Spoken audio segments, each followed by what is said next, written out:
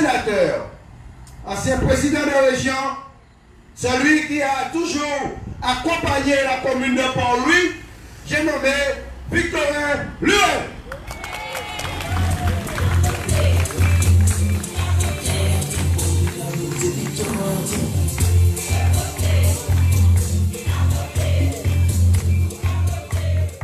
J'avoue que la chanson est très belle. Hein. Ça, très dansant. C'est bien. L'artiste a eu du génie. Mais c'est vrai. Vous savez, c'est un facteur important dans une campagne.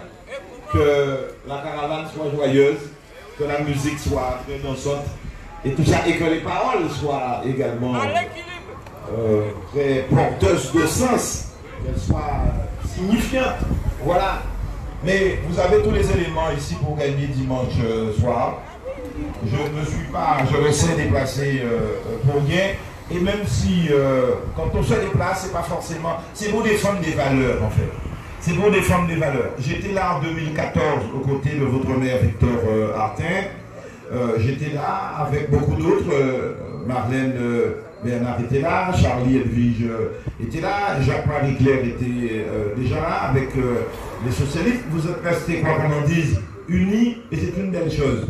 Et je peux vous assurer, ce n'est pas toujours simple en politique. C'est comme un ménage, c'est comme un couple, il y a des hauts, il y a des bas, et pourtant, il faut tenir. Eh bien, Victor Artin a tenu, surtout dans des conditions difficiles, il faut le dire. Parce que beaucoup de personnes croient qu'une commune pas coulé. J'entends ça partout. Mais je peux vous dire, il y a des communes qui ont dû vendre leur hôtel de ville pour payer leurs dettes. Parce que la collectivité, ce n'est pas les murs de la mairie, c'est une entité abstraite avec des frontières et un territoire, avec des entreprises, avec des familles, avec des particuliers qui payent l'impôt. Et donc, vous faites les comptes, ce qui entre, ce qui sort, ce qui reste à payer. Et lorsque la commune s'est trop endettée, lorsqu'il n'y a pas assez de rentrée d'argent, pas assez d'impôts, même si on vous donne des subventions, eh bien, quelquefois, il faut vendre le patrimoine, vendre des bijoux de famille. Victor Artin a trouvé une situation difficile, comme beaucoup peut-être d'autres maires l'ont connu, et c'est toujours douloureux le redressement. Celui qui vous parle, eh bien, j'ai toujours eu la malchance, si j'ose dire, d'hériter de communes en déficit. Difficile. J'ai été maire de ma commune, eh bien, j'ai trouvé une commune qui était carrément en faillite. Moi, j'ai eu la chance, j'étais socialiste, M. Fabius était ministre des Finances, ils avaient 70 milliards de cagnottes. J'ai été frappé du poing sous la table au ministère de Bercy. Mais ce n'est pas des blagues, c'est vraiment des poings sous la table. Et à l'outre-mer, c'était Christian Paul. Donc, j'ai eu de la chance. Et puis, j'ai dû faire jouer la prescription quadriennale. Passer 4 ans, s'il n'y a pas une demande et une relance qui est faite, les factures peuvent tomber. Et donc, toutes les grosses entreprises, je l'avoue, il y avait la Colas, il y avait GTLEC, il y avait EDF, il y avait tout ça. J'ai fait tomber ça. J'ai gardé pour les artisans. Voilà. Et donc, petit à petit, oui, j'ai eu à l'époque aussi, eh bien, à ne pas pouvoir renouveler des contrats. Et lorsque c'est vrai, on a redressé les comptes de la commune, ces gens-là ont été prioritaires lorsqu'il a fallu réembaucher. Mais ça veut dire rien n'est facile, parce que beaucoup d'administrés croient que le maire peut faire des miracles. On peut tout. Bien sûr qu'il y a de la bonne volonté. Et connaissant Victor Artin, son idéologie, sa philosophie, sa vision en politique, c'est quelqu'un qui est en faveur des familles modestes, en faveur des travailleurs, en faveur des salariés. Il ne serait pas communiste pour rien. Les socialistes, c'est la même chose avec des nuances sur un certain nombre de choses. Mais il ne serait pas là de dire que je ne suis pas là pour brimer ma population. Je ne suis pas là pour faire mal. Je suis là pour le meilleur et faire en sorte que l'effort soit réparti sur tous. C'est ce qu'il fait. J'étais là en 2014 à ses côtés. J'étais ministre. J'ai fait le déplacement. Premièrement pour venir aux funérailles de Jean Barfleur. Ensuite pour venir le soutenir. Rappelez-vous, c'était déjà la même configuration. Il y avait quelqu'un, M. Jean-Marie, qui s'est sorti en tête. Vous avez pris conscience que vous ne pouviez pas faire ça. Eh bien, si je vous dis que Victor Artin n'est pas seul, il n'est pas seul dans le paysage politique. Il a un réseau, une famille de progressistes, d'hommes et de femmes de gauche qui le soutiennent. Mais celui-là qui croit pouvoir être maire, il est dans une famille politique, je ne sais pas très bien qui pourrait le soutenir. En plus, il spécule sur des élections futures, les élections régionales. Il pense que son chalus va gagner dans 8 mois. Parce que dans 8 mois, il y a des élections régionales. Dans 8 mois, il y a des élections cantonales. Il spécule que, eh bien, on va gagner et donc la région va aider. La région doit aider toutes les communes. Je suis venu, M. Barfleur, à l'époque, n'était pas de mon bord politique. On a signé un certain nombre de choses. On a octroyé des subventions. Victor Artin, bon, c'est un camarade du communisme, mais il n'est pas de mon parti. On a signé un contrat de développement durable territorial. C'était plus de 7,5 millions quand même pour ça, plus le stade qui était fait à 100% par la région. Qu'a-t-on fait? Qu'a-t-on fait? Rien. On n'a rien fait. Et je peux généraliser la chose. Vous regardez la télévision, vous écoutez la radio. Vous voyez matin et soir la même personne qui parle. On vous annonce une montagne d'argent, des millions et des millions et des millions.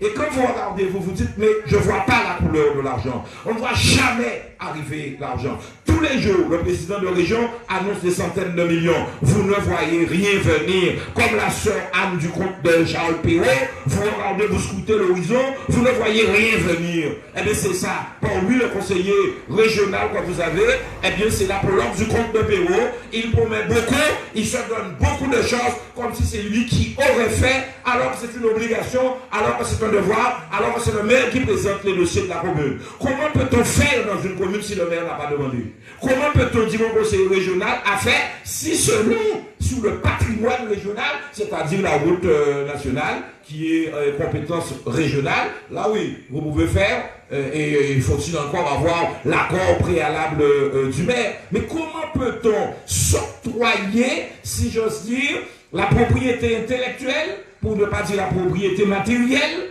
de ce qui a été fait dans la commune de Port-Louis? Alors qu'on a signé, 6 ans ont passé, on aurait dû avoir fini le boulevard, on aurait dû avoir fait le stade, on aurait dû avoir fait le programme Océan, on aurait déjà dû avoir commencé le contournement, on aurait dû avoir peut-être déjà modernisé la zone de pêche, on aurait dû avoir déjà fait tout ça.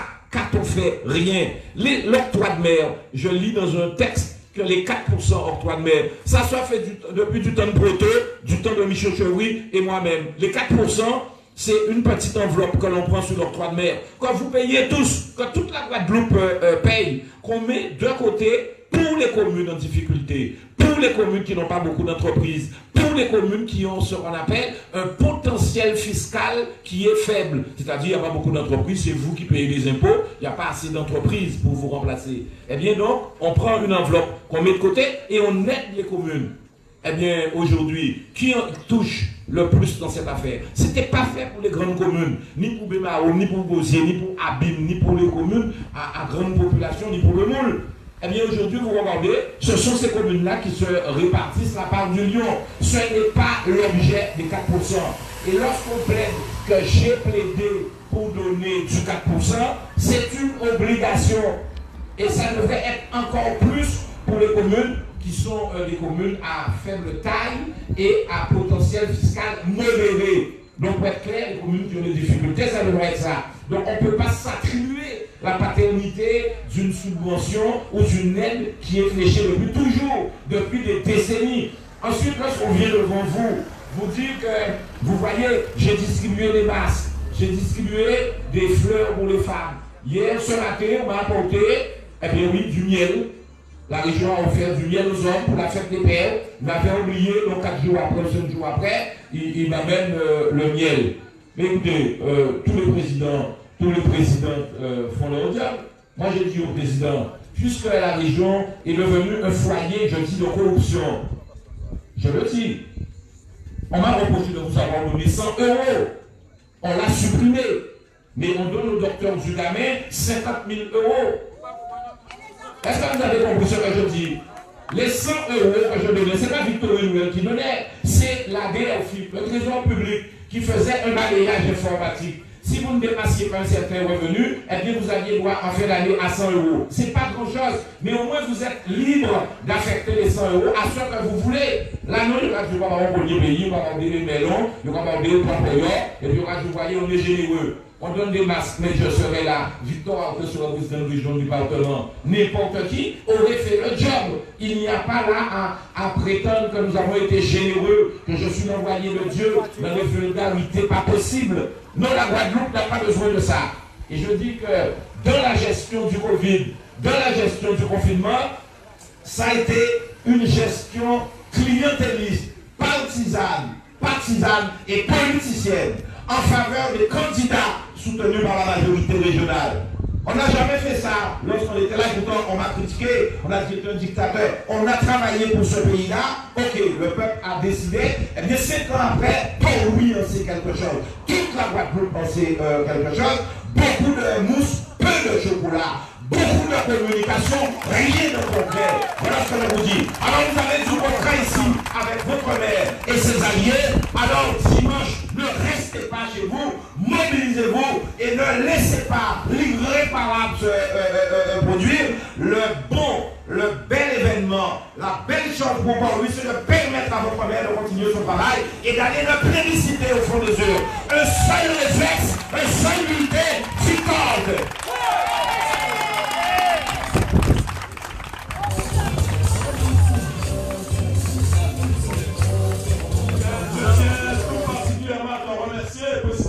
Pour ta brillante intervention, c'est une preuve palpable que la solidarité pour ne parler pas un vain mot. On l'a vu quand tu étais à l'heure et on le voit encore ce soir. Je te dis merci et je sais que tu as d'autres salles encore à faire. Je te souhaite bonne route, bonne soirée. Et bien sûr, merci.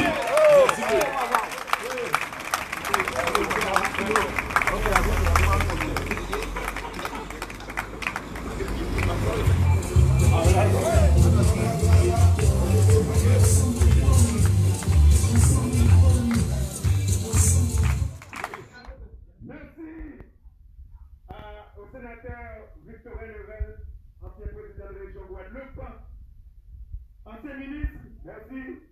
Et je suis content parce que cet après-midi, pour le maire, il a rétabli la vérité. Le seul regret, c'est que nous ne pourrons pas partager par rapport à ce que nous sommes vendredi sur les réseaux sociaux. Mais en tout cas, avec vos WhatsApp, je vous invite à pouvoir le faire.